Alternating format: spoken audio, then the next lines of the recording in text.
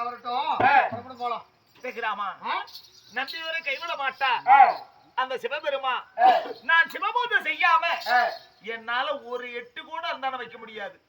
நான் சிவபூஜை செய்துதான் ஆக வேண்டும். ஆமா சரி, அதுக்கு ஒரு வழி இருக்குது. நான் சிவலிங்க மாதிரி நான் உட்கார்ந்துக்கிறேன், சிவலிங்கம் போல நான் உட்கார்ந்துக்கிறேன். சரி, அந்த சிவபூஜை எனக்கு செஞ்சிரு, 2 பேரும் பிறகு கையிலேந்து போகலாம். என்ன பண்றது? எல்லாத்துக்கு சிவலிங்கம் எங்க தேடுறது? பூவோடு சேர்த்து நாரும் அனுப்பிச்சா. அது போல உலகமெல்லாம் படி அளக்கக்கூடிய பரம்பொருளாகிய சிவபெருமா எங்க, நீ எங்க? அந்த ஈசனுடைய பேரை சொல்லி நீ ஒரு நாள் பூசை வாங்கிக்கலாம் நினைக்கிறீங்க. அப்படி அல்ல, அரி இல்லாமல் சிவன் இல்லை, சிவன் இல்லாமல் அரி இல்லை, அரியும் சிவனும் சேர்ந்ததுதான் அகில உலகம். இதெல்லாம் எப்படி நம்புறது? இதுக்கு ஒரு வழி இருக்குது. எப்படி? நான் சிவலிங்கம் போல உட்கார்ந்துக்கிறேன், என் மேல அங்கமெல்லாம் எந்தெந்த இடத்துல எந்தெந்த மலரை வச்சு பூசை செய்யறியோ இதையெல்லாம் ஞாபகம் வச்சுக்க. சரி, நாம 2 பேரும் எங்க போறோம்? கைலங்கிரிக்கு தானே போறோம்.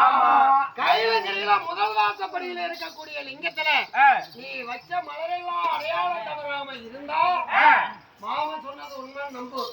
இல்லன்னா ஒரு நாளுக்கு பூஜை பொஜி சொல்லி மாமா வாங்கிட்டாரு அப்படின்னு அதுக்கு மேல என் வார்த்தையை நம்பாத. சரி, நான் சிவலிங்கம் போல உட்கார்ந்துக்கிறேன், உன் பூஜை ஆரம்பிச்சு.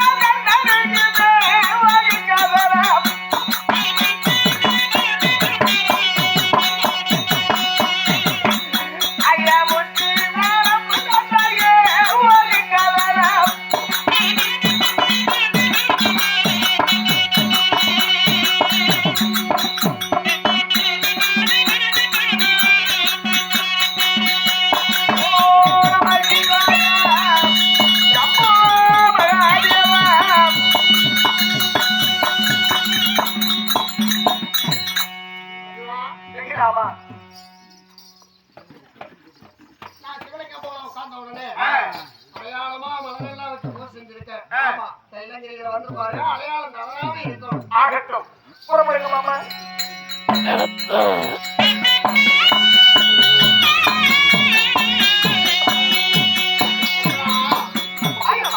ஆமா, இந்த உடலோடு நாம கைலைக்கு போயிடுவதாக இருந்தால் நெடிய நாளாகும்.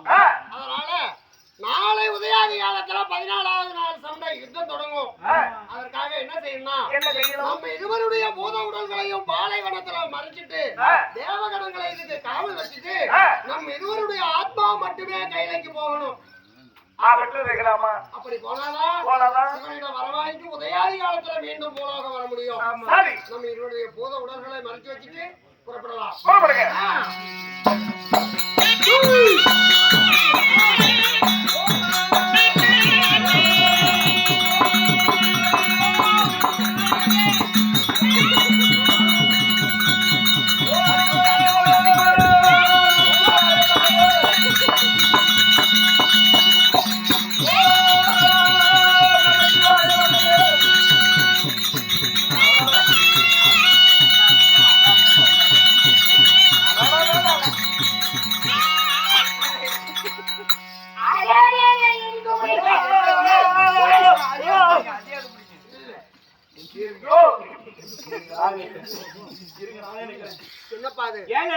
ஆயிரக்கணக்கான தேவகணங்கள் எல்லாம் எங்க கூட கூடையா இப்படி புகை சுமந்துட்டு போறீங்க?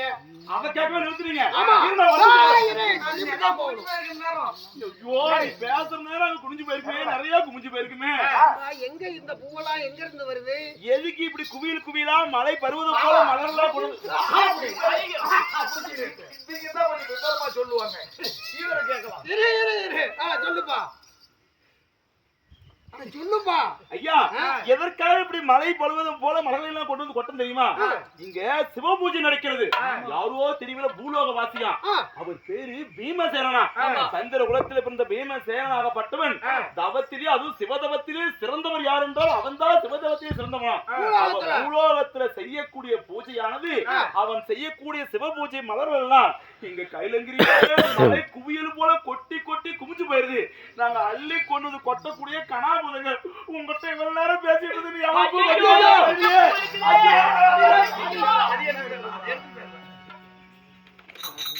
ஆயிரக்கணக்கான தேவகணங்கள் கூட கூடையா சுமந்துட்டு போறாங்க.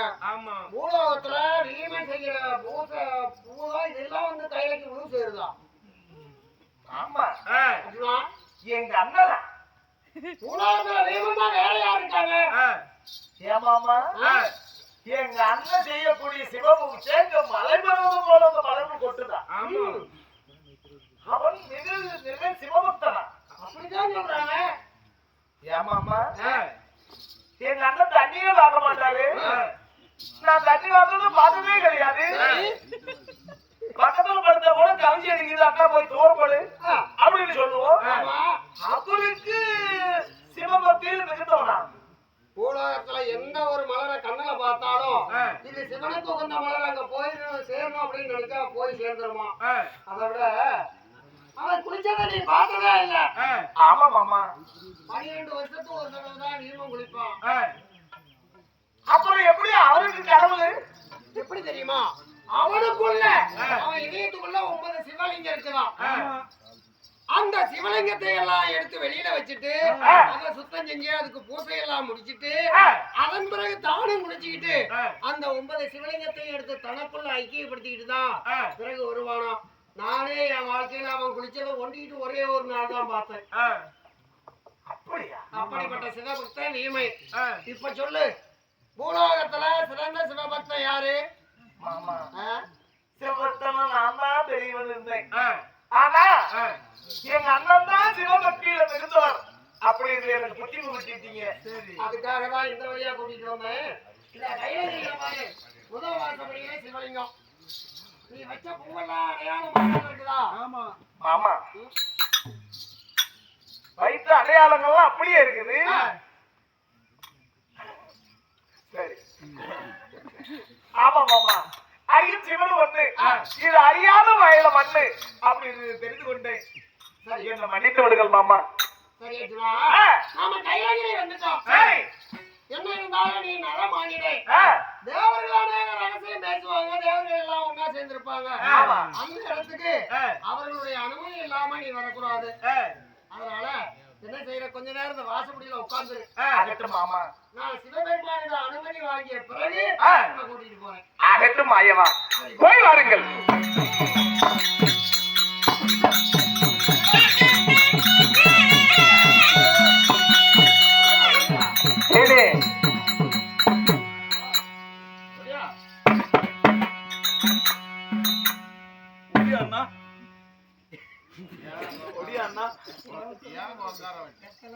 சுவாமி, ஏன் அர்ஜுனனை வெளியே விட்டுட்டு வந்துட்டீங்க? என்ன காரணம்? உடலோடு ஒட்டிய நிழல் போல இருக்கக்கூடியவன் அர்ஜுனன். என்ன இவ்வளவு தூரம் கைலங்கிரி வர்றப்ப கூட அர்ஜுனனை கூட்டிட்டே வந்தீங்க. இவ்வளவு தூரம் ஒன்னா இருந்துட்டு இப்ப மட்டும் அவரு கழட்டி விட்டு போறீங்களா? ஏன்? என்ன காரணம் தெரியுமா? நண்பா, என் தங்கையாகிய சுபதிரையா அர்ஜுனுக்கு திருமணம் செஞ்சு கொடுத்தோம். உண்மைதான், எல்லாருக்கும் தெரியும். ஆமா. அப்போ என் தங்கை ஒரு நாள் என்ன பார்த்து என்ன கேட்டா? என்ன கேட்டாங்க? இப்படிப்பட்ட மும்மூர்த்திகளில் ஒருவராகிய கண்ணனுக்கு தங்கையா பிறந்த எனக்கு பெரிய பாக்கியம். கண்ணனுக்கே நான் தங்க. ஆமா. அதை விட நாசப்பட்டபடி ஆனழகன் அர்ஜுனனையே எனக்கு கல்யாணம் செஞ்சு வச்சுட்டேன். ஆமா. இது அந்த அர்ஜுனன் பெருமை. ஒரு பெரிய வில்லாளி வீரசாலி. ஆமா. அது ஒரு பெருமை. அந்த ஆசையை நிறைவேற்றினீங்க. அதே போல என் வயித்துல பிறக்கக்கூடிய குழந்தையும் அறிவு, ஆற்றல், வீரம், விவேகம் எந்த குறையும் இல்லாத எனக்கு ஒரு குழந்தை வர வேணும் அப்படின்னு என் தங்கை சுபத்திரை கேட்டான். உங்கள மாதிரி என் கணவன் மாதிரி எனக்கு குழந்தையும் அந்த மாதிரி இல்ல. தெய்வ பக்தியோட அப்படிப்பட்ட ஒரு குழந்தை நமக்கு வேணும் அப்படின்னு என் தங்கச்சி கேட்டா. அப்போ பணம் கொடுக்கிற வேலை என் வேலை இல்லம்மா, இது சிவனுடைய வேலை. என்னால எப்படி முடியும்னு நீ மனசு வச்சா நடக்காது. என்ன இருக்குது? என்ன இருக்கு? நீ மனசு வச்சா எனக்கு அப்படிப்பட்ட குழந்தை வரம் கிடைக்கும் அப்படின்னு சுபத்திரை கேட்டா. சரி என்று குருடா இது போல தெய்வலாக வந்தவை தேவர்களை பார்த்து என் தங்கைக்கு இப்படிப்பட்ட ஒரு குழந்தை வர வேணும் அப்படின்னு கேட்டேன்.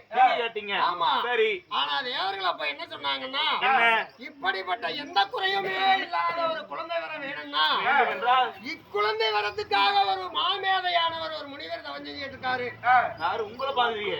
இல்ல இல்ல, அவரு ஒருத்தர் வேற. சரி. இல்ல குழந்தை வேண்டும் என்று. ஆமா. அதனால அவருடைய தவம் நிறைவேற மானிட ஆயுள்ல இன்னும் 18 வருஷம் இருக்குது. மானிட ஆயுட்கள்ல 18 வருஷம் கழிச்சுதான் அவருக்கு இந்த வரம் கொடுக்க முடியும். ஆமா. அதுவரை அவர் தவம் செஞ்சிட்டு இருப்பாரு. அதுவரை அந்த ஆத்மா சும்மா தான் இருக்குது. இருக்குது.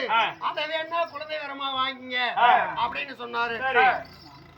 என் தங்கச்சி அறிவு, ஆற்றல், வீரம், விவேகத்தை இதான் கேட்டால தவிர ஆயிரம் கேட்கல. அதை மட்டும் விட்டுட்டாங்க. சரி. அதனால சரி, தங்கையினுடைய ஆசை விருப்பத்தை நிறைவேற்றி ஆகணுமே அப்படின்னு 18 வருஷம் ஆயிரம் இருந்தா கூட போதும், அதையே குழந்தை வரமா கொடுங்க அப்படின்னு கேட்டேன். சரி. அப்ப தேவர்கள் சொன்னாங்க, ஒண்ணு நம்ப என்னையா உங்களை சரியாதான் சொல்லிருக்காங்க. ஆமா. ஏன்னா யாருக்குமே கடன் வாங்குறவனு கூட வாங்கும் போது இருக்கிற பிரியம் கொடுக்கும் போது இருக்காதான். ஆமா. ஆனா வீணை கண்டிப்பா நம்ப முடியாது. கண்டிப்பா நம்ப முடியாது. அதனால உன்னை நம்பி இந்த ஆத்மாவை குழந்தை வரமா கொடுத்துட்டா வாங்கும் போது இருக்கிற பிரியம் கொடுக்கும் போது இருக்காது. ஆமா ஆமா. இப்ப வாங்கும் போது வாங்கிக்க வரத்த. ஆமா. நாளைக்கு நீ ஏதாவது ஒரு சூது பண்ணி விடுவ அப்படின்னாங்க. இதுக்கு பணைய பொருளா எதையாவது கொடு வைக்கணும் அப்படின்னாங்க. சரியாதான் இருக்கு. ஏதாவது பிரமாணம் கொடுத்துட்டு நீ கடன் வாங்கிட்டு போ. என்கிட்ட என்ன இருக்குது? சங்கு சக்கரம் தான். உங்களுக்கு என்ன இருக்குது? இல்ல, என்கிட்ட பொருள் என்ன இருக்குது? சங்கு சக்கரம் தான் இருக்குது. சக்கரம் மட்டும் தான் இருக்கு. அதனால என் சக்கராயுதத்தை பணைய பொருளா வைக்கிறேன். சரி. இந்த குழந்தை என்னைக்கு இந்த ஆத்மா வந்து தேவபதி சேருதோ அன்னைக்கு இதை நான் மீட்டுக்கிறேன் அப்படின்னு சொல்லி அத சக்கராயுத்த பணைய பொருளா வச்சுட்டு அந்த குழந்தை வர வாங்கிட்டு போனேன். 18 ஆயுள் ஆர்டர் இருக்கக்கூடிய அந்த குழந்தை வரது வாங்கிட்டு போயிட்டீங்க. ஆமா. சுபத்திரைக்கு அபிமன்னம் பிறந்தான். 18 வருஷமும் முடிஞ்சது. 13வது நாள் யுத்தத்துல அபிமன்னனும் செத்துட்டான். ஓ, இதுக்கு எல்லா காரணமும் நீங்க தானா? ஆமா. சரி. என்னங்க? அதனால நாளை 14வது நாள் சண்டை முடிக்கணும்னா உண்மையான சக்கராயுதம் என் கைக்கு வரணும். சக்கராயுதம் இருந்தா தான் நீங்க நாளைக்கு 14 முடிக்க முடியும். சரிங்க. இதுவரைக்கும் இருந்ததெல்லாம் அறுப்பேன் சும்மா அறுப்பேன். அதெல்லாம் இப்போ 7வது வனத்துல கூட எந்தருடைய சிரமப்பிற்காக நீங்க சக்கரத்தை அனுப்புனீங்க. சும்மா அறுப்பேன். அது சொல்றதோட சரி. அதெல்லாம் பொய் சக்கரம். இதுதான் உண்மையான சக்கரம். தேவரிடையும் பணைய பொருளா இருக்குது. 16 வருஷம் பணைய பொருளை வச்சது உங்களுடைய சக்கரம். ஆமா. ஆகட்டுங்க. அதனால இப்போ கைலங்கரிக்கு வந்திருக்கேன். இந்த விஷயத்தை சொல்லி உண்மையான சக்கரத்தை மீட்கணும். இதெல்லாம் தெரிஞ்ச அர்ஜுனன் என்ன நம்புவானா? இத்தனை திருட்டுத்தனம் பண்ணிவிட்டு உங்களோட வந்து அவருதான் பைத்தியக்காரன். பரவாயில்லைங்க, நீங்க பொழைச்சிக்குவீங்க. அதனால இந்த ரகசியம் எல்லாம் அவனுக்கு தெரியக்கூடாது. அவனை வாசப்படியிலேயே உட்கார வச்சுட்டு வந்துட்டு உங்களால தான் செத்தான அவன் இங்கேயே போட்டு தள்ளிவிடுவான்.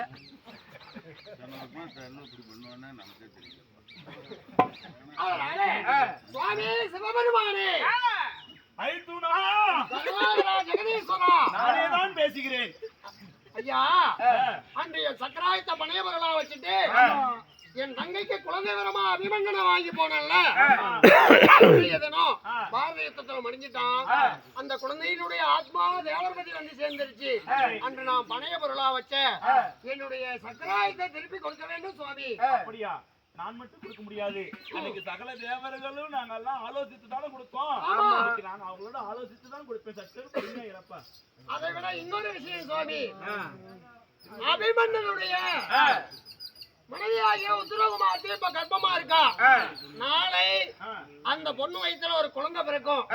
அப்படி ஒரு குழந்தை பெற்றெடுத்தா இது விதவை பெற்ற குழந்தை என்று ஊருலக நிந்திக்குமா, அல்லது பாண்டவருக்கு பின்னாடி இது பட்டத்துக்கு உதவுமா?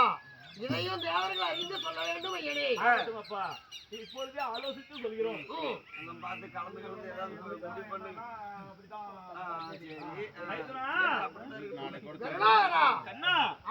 நாங்க சகல தேவர்களும் ஆலோசித்து விட்டோம்.